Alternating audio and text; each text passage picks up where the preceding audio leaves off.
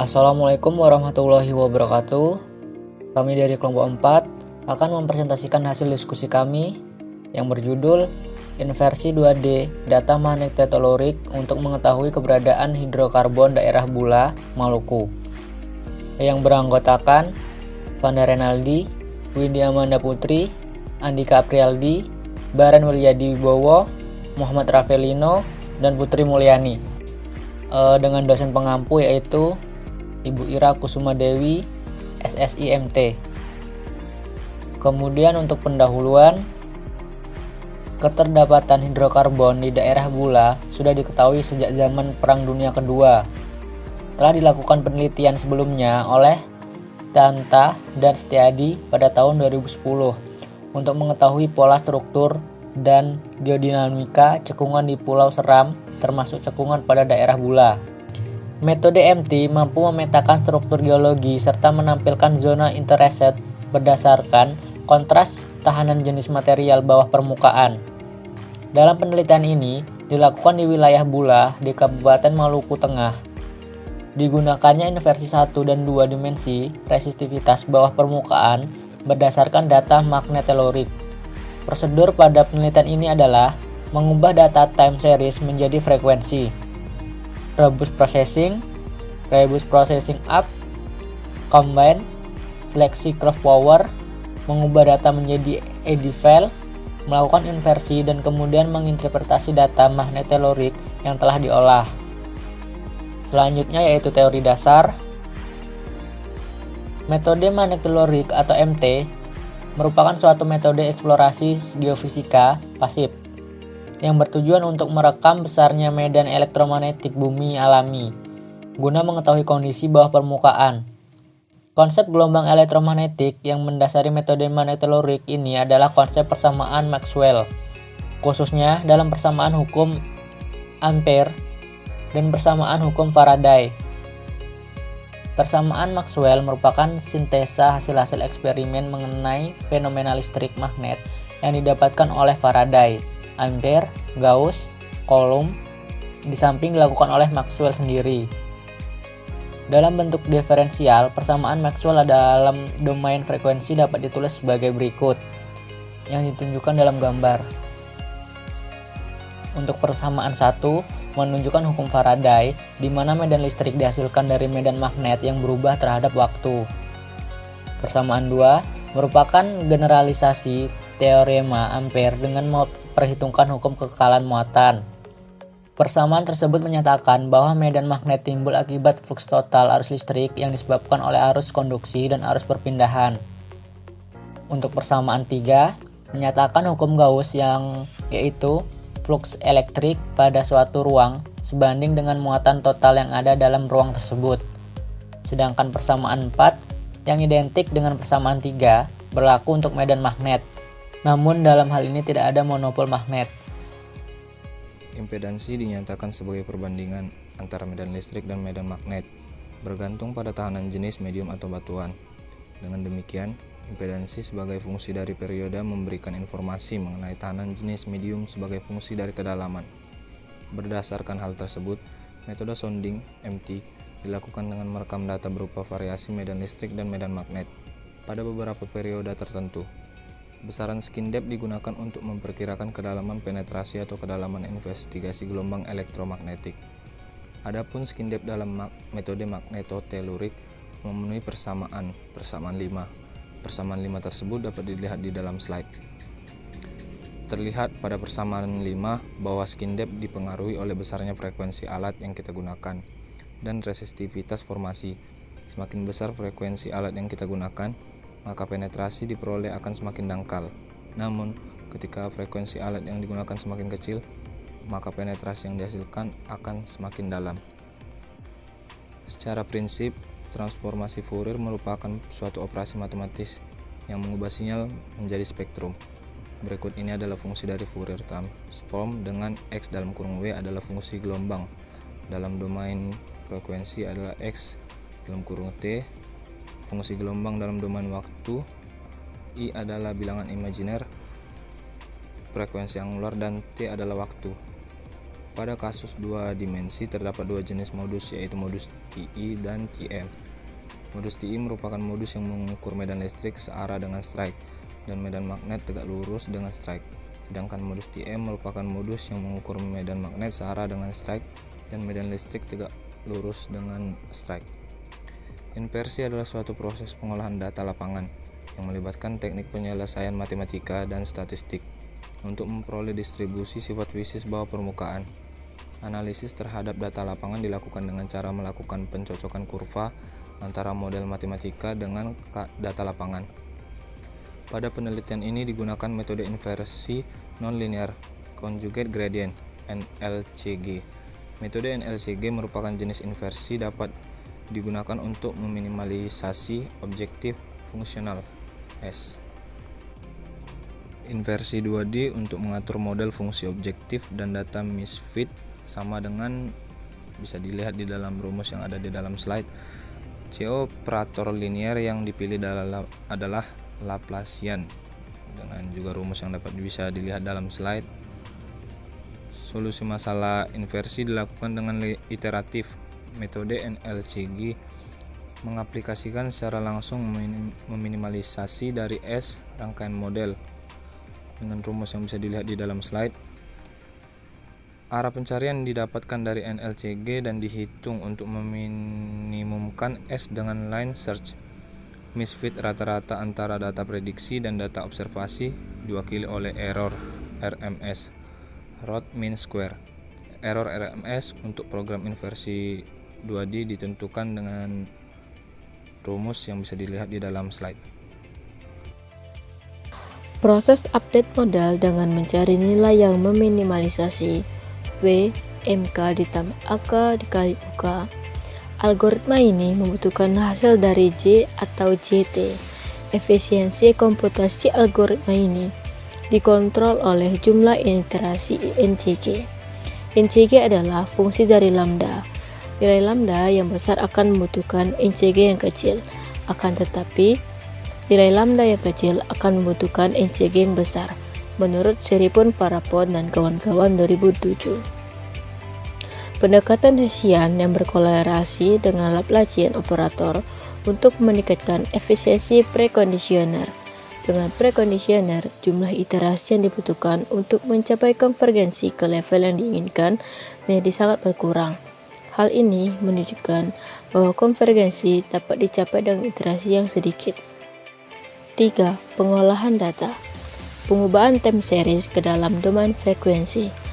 Hasil perekaman pada ALT-MT yaitu komponen medan listrik dan medan magnet berupa data dalam format time series. Data time series ini akan diubah ke dalam domain frekuensi dengan menggunakan software SSMT 2000 yang didasari oleh konsep transformasi Fourier. Robust processing. Robust processing merupakan filter noise. Data diproses dengan menggunakan software SSMT 2000. Robust processing memiliki 3 TP, yaitu Nowak, Raw Variance, dan Orderly Coherency. Kombine. Penambahan sensor medan magnetik yang memiliki nilai regional yang dapat menjadi acuan medan magnetik lokal. Kombine memiliki peranan yang sama seperti remote reference. Perbedaan keduanya adalah jarak stasiun yang akan dikoreksi dengan stasiun dan menjadi pengoreksi. Seleksi cross power. Menggunakan software MTE Editor, data ditampilkan dalam bentuk kurva apparent resistivity terhadap frekuensi, kemudian dilakukan pemilihan data. Selanjutnya yaitu inversi. Inversi yang dilakukan yaitu inversi 1D dan 2D dengan menggunakan software Wingling. Inversi 1D akan menghasilkan profil tahanan jenis terhadap tiap pengukuran, sedangkan inversi 2D proses pembelian distribusi terhadap tahanan jenis bawah permukaan. Selanjutnya adalah hasil dan pembahasan. Hasil inversi 1D data MT. Nah, jumlah titik pengukuran MT adalah 7 titik dengan arah lintasan timur laut hingga ke barat daya, di mana spasi antar titik pengukuran rata-rata 2, km. Waktu pengukuran setiap titik yaitu sekitar selama 12 jam. Nah, untuk pengolahan data dengan melakukan robust processing bertujuan untuk mereduksi noise dengan meningkatkan nilai koherensi seperti yang telah dijelaskan pada bab sebelumnya, yaitu pada bab metode penelitian. Hasil nilai koherensi data yang diolah dapat kita lihat pada tabel 1. Pada tabel 1 bisa kita lihat ada stasiun dari MT1 hingga MT7, di mana kita bisa melihat nilai-nilai koherensi tersebut. Next, hasil versus pembahasan. Nah, pengolahan data dengan melakukan robust processing bertujuan untuk mereduksi noise dengan meningkatkan nilai koherensi seperti yang telah dijelaskan pada bab metode penelitian. Nah, di mana hasil nilai koherensi data yang diolah dapat dilihat pada tabel 1. Nilai koherensi pada titik MT2 setelah di-upgrade kurang dari 75%, di mana bahwa nilai lebih kecil dari tipe robust sebelumnya yang telah di-upgrade. Data dengan nilai koherensi di bawah 75% berarti kualitas data ini kurang baik sehingga perlu dilakukan pemrosesan data selanjutnya, yaitu dengan cara di-combine. Sedangkan pada titik yang lain dianggap telah tereduksi noise karena memiliki nilai koherensi di atas 75%. Kita bisa lihat pada tabel 2, nilai koherensi setelah dilakukan combine meningkat, berarti tingkat kualitas data semakin membaik. Pada tabel 2 kita bisa lihat dari data MT1 sampai MT7, dan selanjutnya inversi 1D menunjukkan nilai resistivitas terhadap kedalaman. Nah, pada inversi 1D digunakan mode invarian, di mana kurva inversi 1D terdapat dua kurva yang berbeda warna, di mana untuk indeks warna hijau merupakan Bostik dan merah muda merupakan Occam. Kurva Bostik merupakan apparent resistivity, sedangkan Occam merupakan true resistivity. Seperti pada gambar 1. Inversi 1D menunjukkan nilai resistivitas terhadap kedalaman. Pada inversi 1D digunakan mode invarian. Dapat dilihat pada tabel 3. Kedalaman 48,16 meter hingga 1763,82 meter memiliki nilai resistivitas yang rendah, yaitu antara 4-15 ohm meter, diduga sebagai batu lempung pada kompleks Salas. Kedalaman 1763,82 meter hingga 2770,27 meter memiliki nilai resistivitas yang 23,54 ohm meter, diduga batu pasir pada formasi Kanike. Dan pada kedalaman 2770,27 meter hingga 5500 meter dengan nilai resistivitas 6,98 ohm meter, diduga batu lempung pada formasi Kanike. Tabel resistivitas Telford menjadi acuan dalam mengidentifikasi litologi hasil inversi 1D yang ditunjukkan pada tabel 4 di samping. Selanjutnya yaitu hasil inversi 2D data MT. Inversi 2D merupakan penampang distribusi resistivitas batuan bawah permukaan dengan menggabungkan titik-titik pengukuran magnetotolurik. Proses inversi 2D dengan software Winglink dan didapatkan distribusi resistivitas seperti pada gambar 3 berdasarkan informasi geologi pada gambar 2. Terdapat gambar 2 yaitu sayatan geologi daerah penelitian. Pada gambar ini terbagi menjadi beberapa formasi. Yang pertama formasi Kanike, yang kedua kompleks Salas, yang ketiga formasi Wahai, yang keempat anggota Gamping Fuva, yang kelima formasi Fuva, yang terakhir Alluvium. Dan hasil inversi 2D pada gambar 3 dapat diidentifikasikan bawah permukaan berdasarkan nilai resistivitas Telford pada tabel 4 sebagai acuan. Berdasarkan sayatan geologi pada gambar 2, formasi pada daerah penelitian ini dari arah timur laut barat daya, yaitu formasi Wahai, formasi Kanike, dan kompleks Salas. Pada nilai resistivitas rendah yaitu sekitar 7-16 ohm meter di sepanjang titik MT1 hingga MT7 pada kedalaman mencapai 1000 meter, diidentifikasi sebagai batu lempung. Batu lempung merupakan batu yang bersifat permeabel yang menahan fluida pada batuan serta sulit untuk meloloskannya, sehingga batu lempung ini dapat diidentifikasi sebagai caprock atau batuan penutup. Penampang resistivitas dengan nilai 34 sampai 120 ohmeter di antara titik MT6 dan MT7 pada kedalaman sekitar 1.500 meter merupakan batu pasir.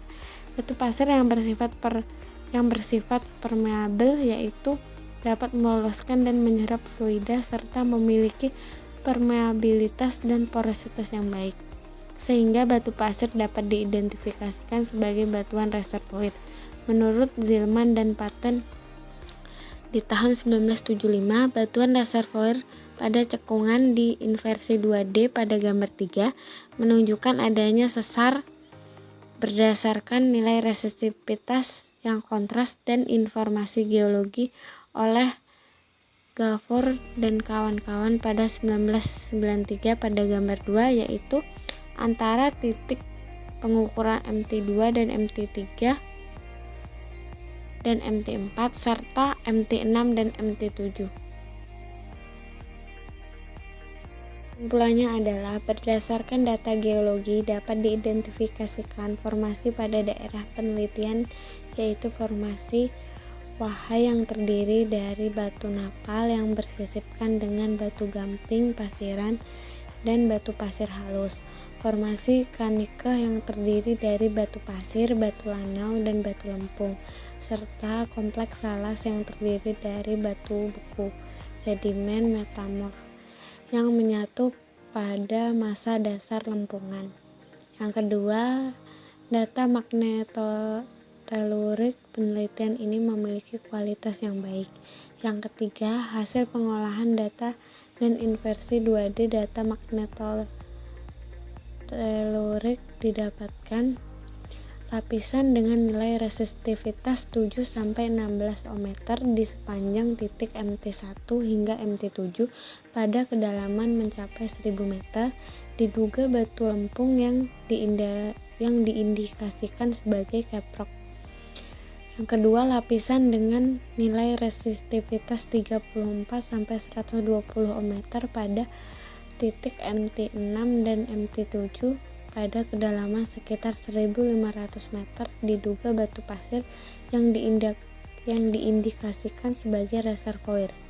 Yang keempat, hasil inversi 2D data magnetotelurik memiliki kesamaan dengan model geologi daerah penelitian.